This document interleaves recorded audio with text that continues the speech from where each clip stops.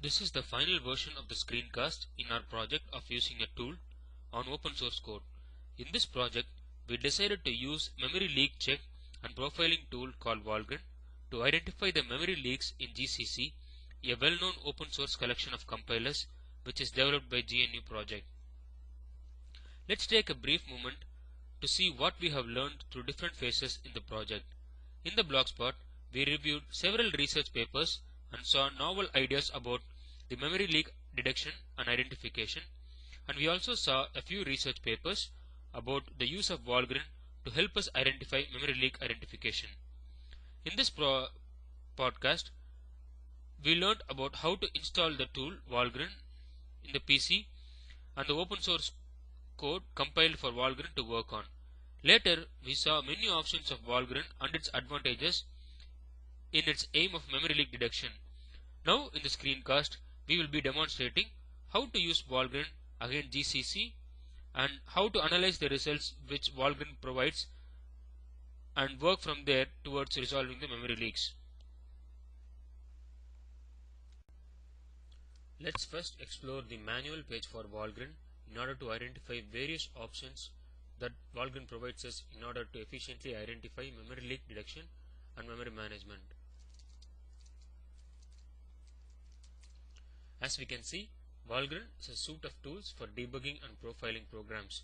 Valgrind is a flexible program for debugging and profiling Linux executables. That is, given any executable or an object file, we can efficiently identify memory management and memory leak detection, and we can also do efficient profiling. Let's see some of the options that Valgrind provides us in order to do efficient memory management. By default, the tool option is memory check. That is, we can perform efficient memory check. Let's also explore different options that Valgrind provides.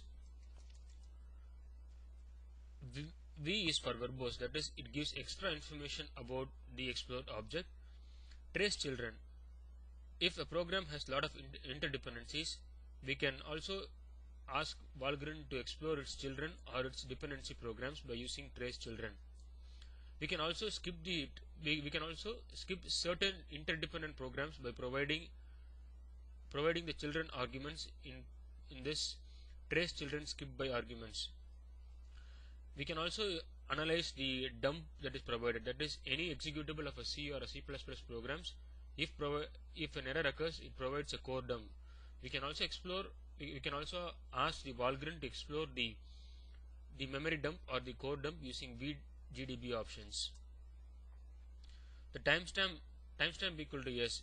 In highly complex applications, it is highly inevitable that we need the timestamps of when the Valgrind memory operation was performed. For such time insensitive operations, we can use timestamp. We can also log the memory details in the log file. So these are various options that Valgrind provides us. Let's now see where Valgrind's executable is present. So Valgrind's executable is present in user bin folder under the name Valgrind.exe. Let's now explore the manual page for GCC in order to identify the different options that GCC provides us to understand how efficient GCC is. So as we can see, GCC is one of the powerful C and C++ compilers. Let's now explore different options that GCC provides. When you invoke GCC, it normally does pre-processing, compilation, assembly and linking. The overall option allows you to stop at this process at any intermediate steps. For example, the -C option says not to run the linker. Then the output consists of object files, that is the output of the assembler. The overall options are -C, -S, -C and -O. -C provides the output of the assembler and -O provides the executables.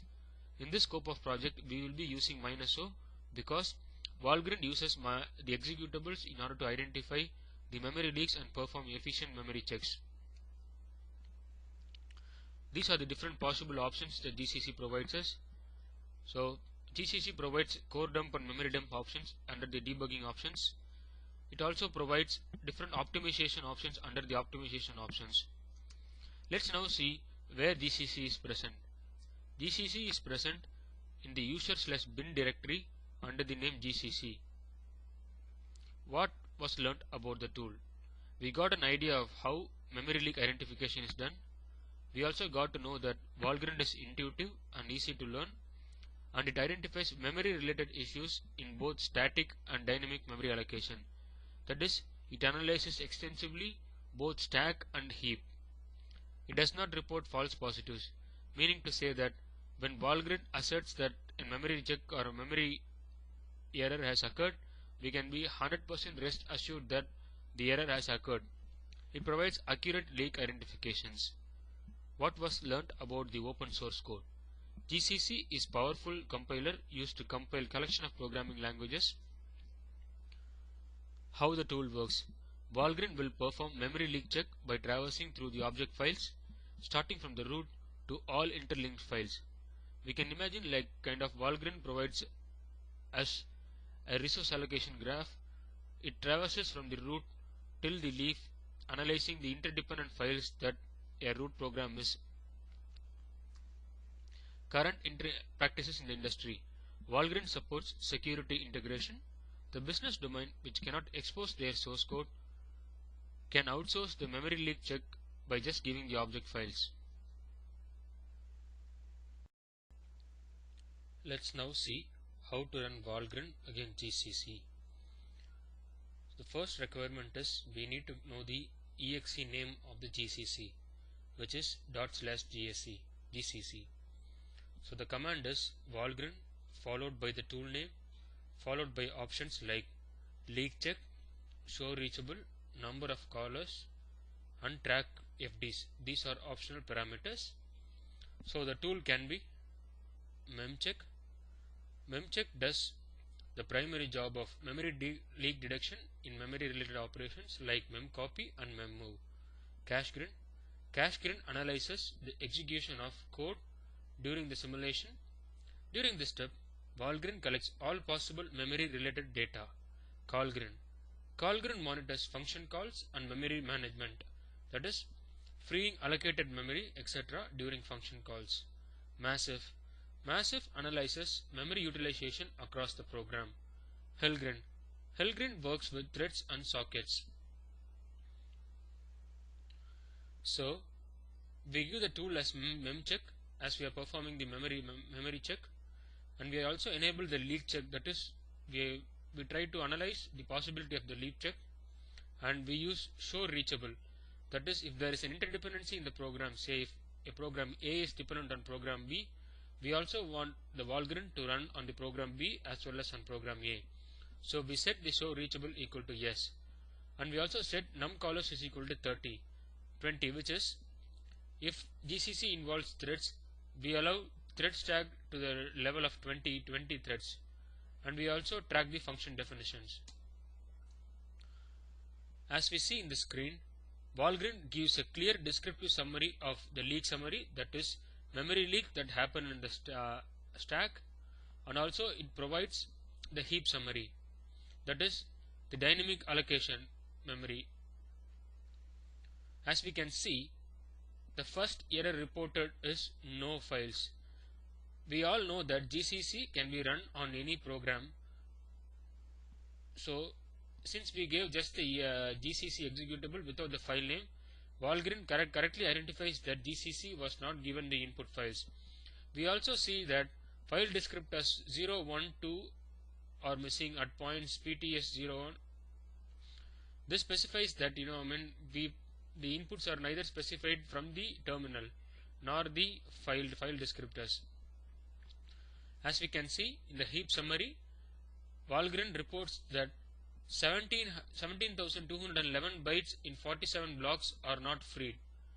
The total heap usage is 160 blocks, where out of the 160 allocated, only 130 blocks were freed, meaning to say that out of 29,371 bytes allocated, 17,211 bytes in 47 blocks were not allocated.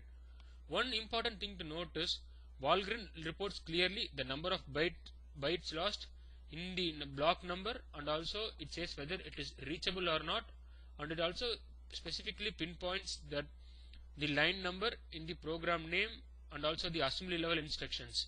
For example, in the block 1 that is lost out of 47 blocks, Valgrind reports that 6 bytes was lost in the first block, which is still reachable, and it says that the loss occurred at the line number 270 of the program vg replace malloc.c, and it also gives very clearly the assembly level instructions that cause the memory loss. It shows the assembly level instruction because as we all know that Valgrind runs only on exes and object files, and hence it cannot give the real function statements or the code that specified the error. Rather it gives the assembly level statements. We can see that it gives each blocks that was lost, the second block, the third block, and number of bytes lost, that is 9 bytes and 10 bytes, and also the assembly level instruction that caused the memory loss. If we scroll down, we can see all the 47 blocks that was lost, and also the number of bytes and the assembly level instructions that caused the memory loss. So let's now analyze why the line number and the program name and the assembly level instruction was given for us to identify the memory leak. Since Valgrind says that line number 270 caused the memory loss and also the assembly level instruction, any C programmer or any programmer can easily go to that line and can analyze or perform the root cause analysis to perform and understand why the memory loss has occurred.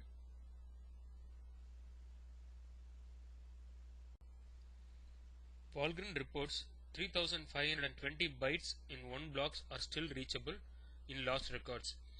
The still reachable specifies that among the 47 lost blocks, this block, that is which lost 3520 bytes, can be reachable. That is, it gives the clear line number and also the file name and also the assembly level instruction that resulted in the memory loss.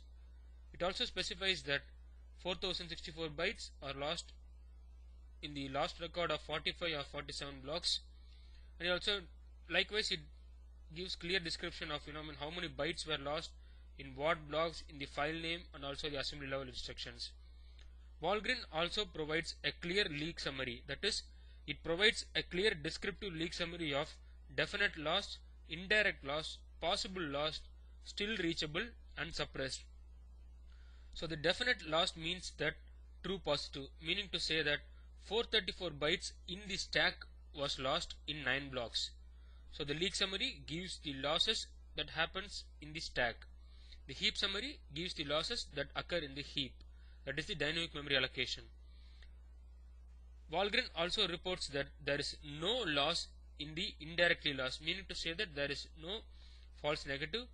And one important thing that we need to know about Valgrind is it also gives possibility of the losses, meaning to say that it reports clearly the definite losses, indirect losses, but also the possibility of an error that is occurring, that is possibility of a memory loss that is occurring. And the beauty of Valgrind is that it gives how many the reachability, or that is, say if a block X is lost, it gives the reachability, that is the line number and the assembly level instruction that caused the loss. So here in the stack there are 16,777 bytes in the 38 blocks are still reachable, and remaining 9 blocks are not reachable. So it also gives the number of counts of detected and suppressed error and the error summary, meaning to say that how many errors occurred in how many contexts, and also the suppressed errors in the different context. From this demonstration, we have seen how easy it is to work with Valgrind in order to identify the memory leaks that were present in the code. We believe that this demonstration could be used as a starting point for any person who is beginning to learn about the tool and to identify and detect memory leaks in the project. We would like to thank Dr. Emerson Murphy Hill for providing us with the golden opportunity to learn about the tool, which we strongly believe would be a great asset for us in the future career. Thank you.